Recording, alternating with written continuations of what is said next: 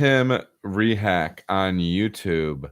As a now head brewer, when I was coming up and learning, and still am, that whirlpooling through your heat X can cause the heat exchanger to clog up. That is correct. Now that I'm running the show, I have often thought about this. However, I see no different from knockout. My thought is to hit it with the two-step whirlpool. When the whirlpool is mostly done, then run through your heat X to cool. When the brew kettle hits temp, then hit it with hops. Whirlpool for additional time and let it rest at 170, 180, then knockout. I guess my thought is the first part of running the whirlpool is to separate any solids from getting into the heat exchanger. Would you suggest anything different? Yeah, I mean, I'm just, this goes back to that process of drop whirlpool temp, whatever people call that. Drop whirlpool temp. I call it a drop whirlpool temp for making hazy hop forward beers.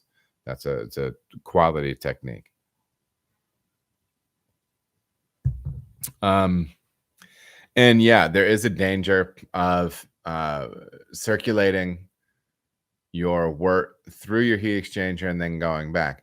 The reason it's not the same as what you're doing during knockout is during knockout, you're allowing the settled particulate, usually with the help of some sort of coagulant, like a Whirlfloc or some sort of kettle fining agent, to stick all those proteins and trube together and have them gather up in the middle of, cone up in the bottom.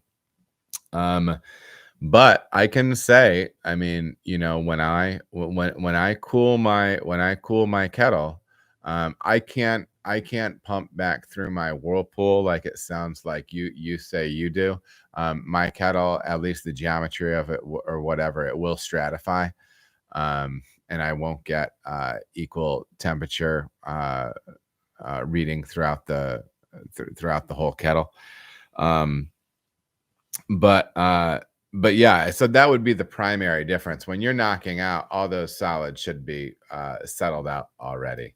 So yes, you are running a risk, and I can say that I do see proteins and things going back through into the top of my kettle when I'm running that process. I would suggest you go and check out my video series on making IPA. You can see that cooling process that we do there.